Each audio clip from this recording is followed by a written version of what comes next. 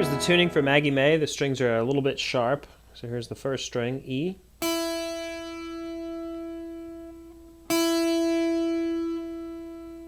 Second string, B.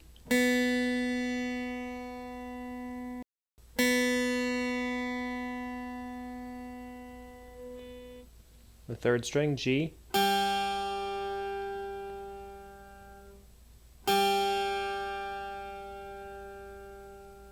The fourth string, D.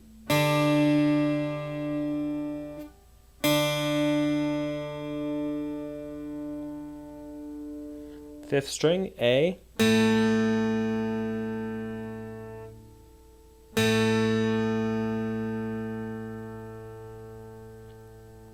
And the sixth string, E.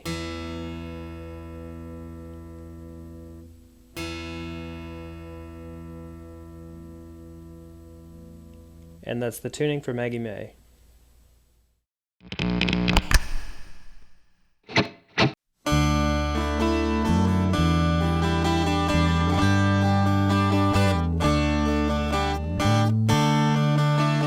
Maggie May by Rod Stewart. The song's in the key of D major, and it's a little bit sharp, so be careful to tune to the tuning video before you get started. It is in standard tuning, it's just that the strings are slightly sharp. So I'm going to play the intro and then break it down for you slowly.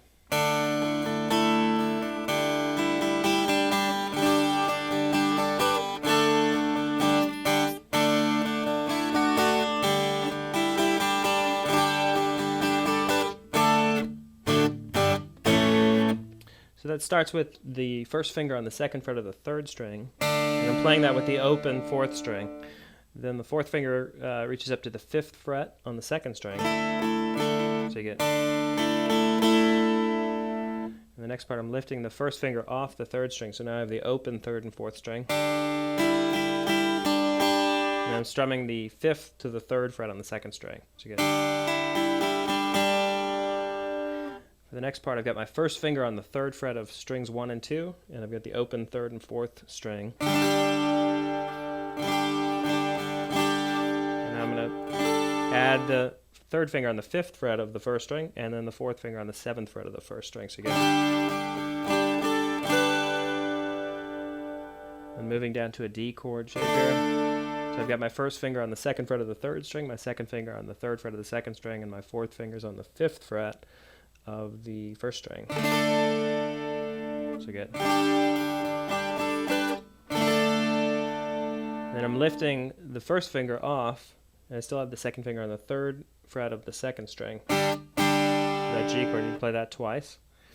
And then you move to a D chord shape, and rather than hitting the first string, I'm only going to hit strings 4, 3, and 2 for this. And then I'm playing the open first string to the second fret on the first string. So now I've got the third fret on the second string, the open third and fourth string. So I'm back up to the fifth fret on the second string, down to the third fret on the second string. And again, of course, I've got the open third and fourth string with that. I'm playing the same little figure we had before up to the seventh fret. So and then the kicks on the D chord to the G chord and to the A chord. So the verse starts on that A chord. So you get at the end. So that's the intro for Maggie May.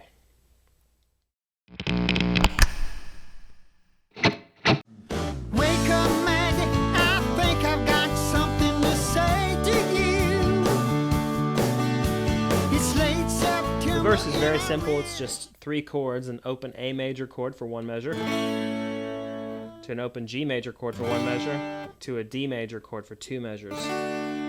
So that's a 4-bar progression. You repeat that 1 time, so it's a total of 8 measures and sounds like this.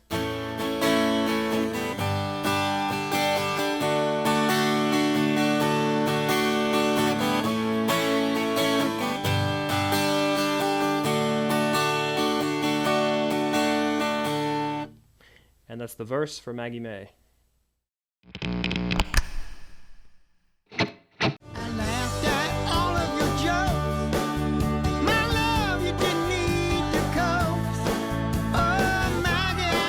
pre-chorus is 8 measures long, and the first measure is just a G chord, second measure is a D chord, third measure is a G chord, the fourth measure goes to an A chord, A major. The fifth measure goes to E minor 7. So for this E minor 7 chord, I've got the third finger on the third fret of the second string and my fourth finger on the third fret of the first string. I've got my first finger on the second fret of the fourth and fifth string, and I have an open sixth and third string. So if that is difficult to hold the two strings with one finger, with the first finger, you can simply hold the fifth string at the second fret and just mute the fourth string. So E minor 7. The next chord is F sharp minor. This is a bar chord, so I've got my first finger across the entire second fret. I've got my third finger on the fourth fret of the fifth string, and my fourth finger on the fourth fret of the fourth string. So that's F sharp minor, back to E minor 7 for a measure. And the very last measure, the eighth measure, you're going to play E minor 7 again for 3 beats. And on the fourth beat, you go to a D. So here's how it'll sound.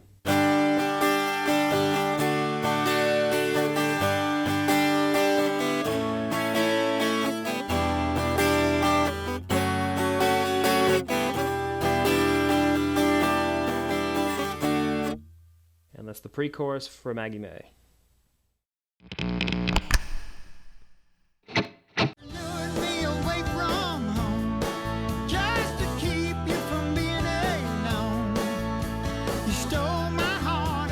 The chorus is 8 measures long and starts with E minor 7 for the first measure and goes to A major for the second measure, and the third measure back to E minor 7 to the fourth measure, A major, fifth measure back to E minor 7, and the sixth measure you go to A for 2 beats, to G for 2 beats, and the seventh and eighth measure you're going to D major for 2 full measures. So it'll sound like this.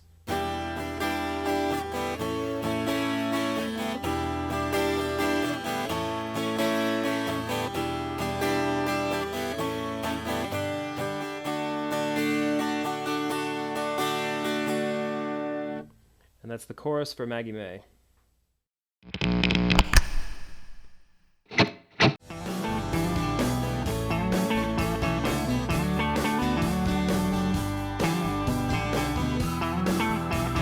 I'm going to play the first solo in time and then break it down for you phrase by phrase. So here it is.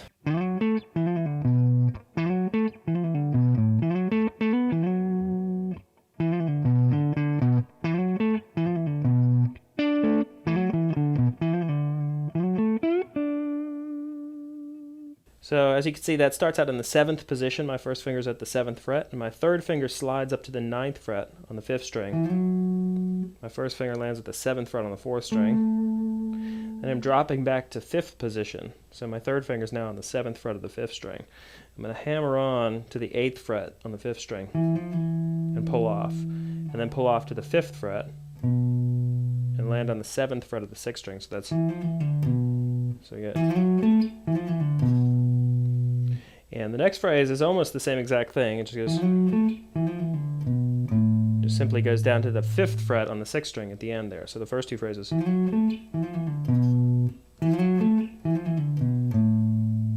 The next phrase is another slide up to the 9th fret on the 5th string, to the 7th fret on the 4th string, then hammer on from the 7th to the 9th fret on the 4th string, and a slide from the 7th to the 9th fret on the 5th string. So that's... And the next phrase is similar to the second phrase where we had that. So we get. So as you can see, I'm doing that same hammer on from the 7th to the 8th fret on the 5th string, back off to the 5th fret, down to the 7th fret of the 6th string, back up to the 5th fret on the 5th string twice, and down to the 7th fret on the 6th string. So we get. And then back up to the 9th fret and the 7th fret on the 4th string, and then a little slide from the 7th to the 8th fret and pull off to the 5th fret, down to the 7th fret on the 6th string. And the last couple of phrases start with the 7th fret on the 3rd string to the 7th fret on the 4th string. And there's a double stop here. What that means is I'm going to hold these two notes on the 7th fret of the 4th and 5th string with my first finger. So as I pick those two notes, you can hear that the note on the 5th string is being hammered into the 9th fret. Well, I've still got the 7th fret on the 4th string ringing out. So down to the 7th, 5th fret on the 5th string, and the 7th fret on the 6th string. So that goes. And the final phrase is a hammer on and pull off from the 7th to the 8th fret on the 5th string, down to the 5th fret, and then a slide up to the 9th fret on the 5th string, to the 7th fret on the 4th string, and now a bend from the 9th fret of the 3rd string up a whole step, the equivalent of the 11th fret, a whole step 2 fret bend. So you get.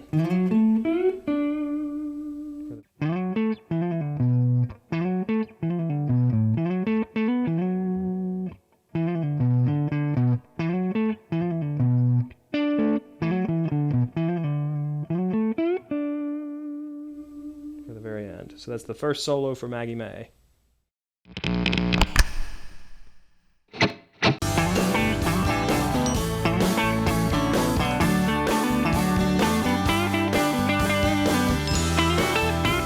Here's the second guitar solo. I'm going to play it in time and then break it down for you.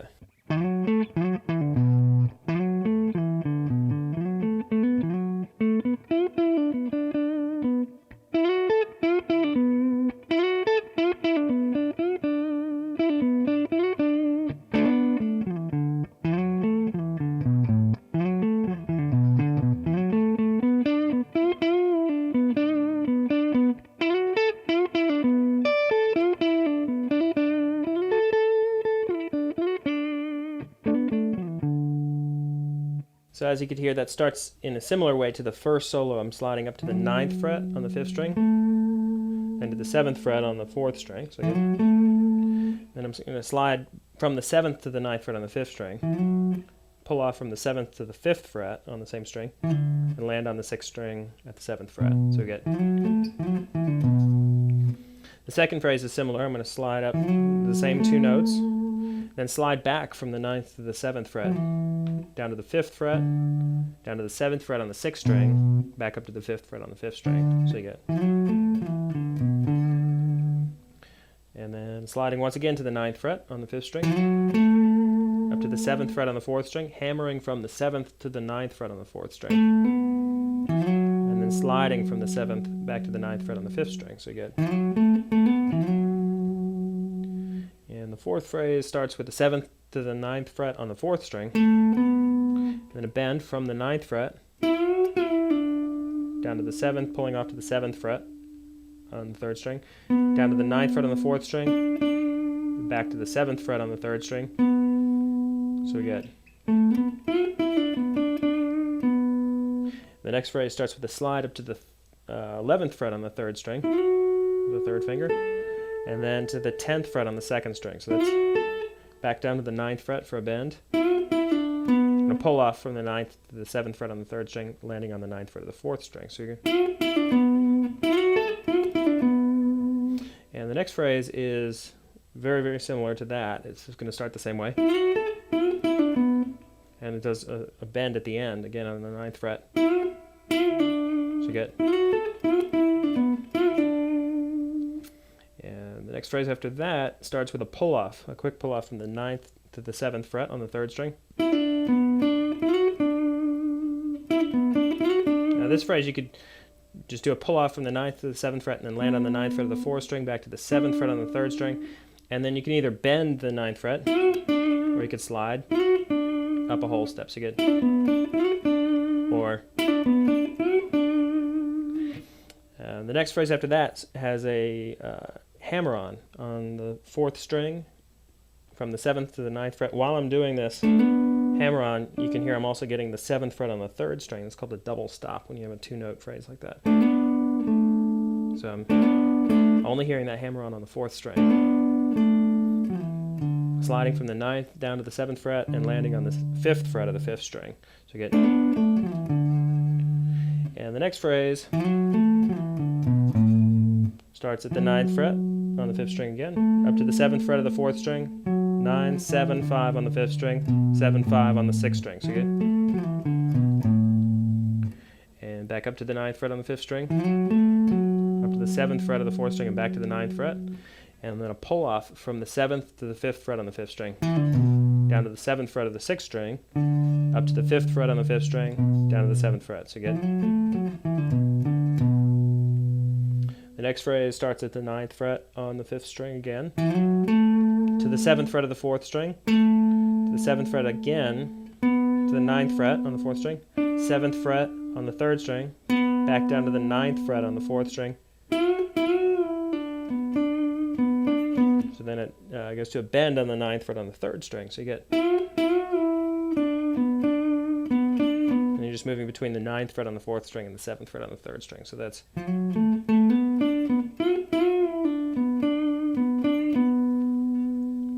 the next phrase goes back up to the 11th fret on the 3rd string, to the 10th fret on the 2nd string, and the same bend from the 9th fret on the 3rd string down to the 7th fret of the 3rd string and landing on the 9th fret of the 4th string. So you get, and this next phrase, you're going to add your 4th finger on the 10th fret of the 1st and 2nd string. You're going to flatten it across there. So that's, again with the bend from the 9th fret on the 3rd string, and from 7 to 9 and back to 7 on the 3rd string. And the very last phrase, so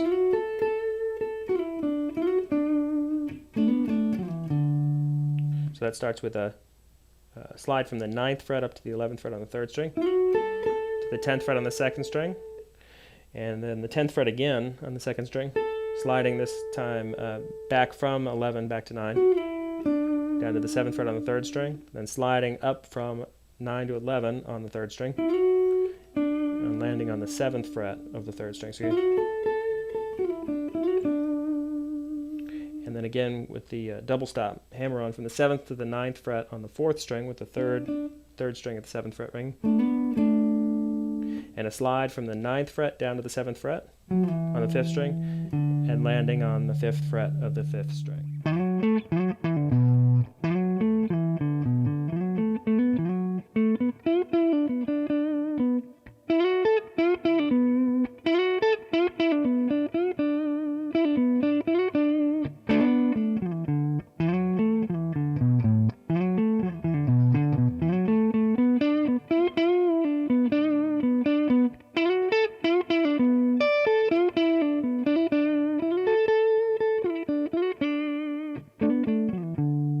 So that's the second solo for Maggie May.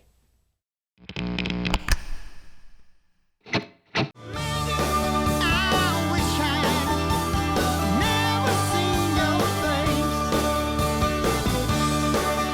chord progression on the outro is 4 measures long. It starts with a D major chord, to E minor 7, to G major, and back to D. So it'll sound like this.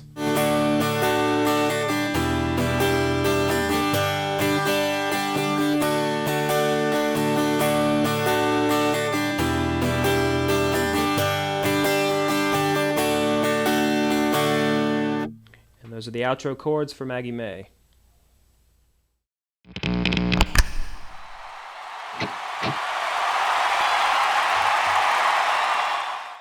This is the acoustic 12-string performance of Maggie May by Rod Stewart.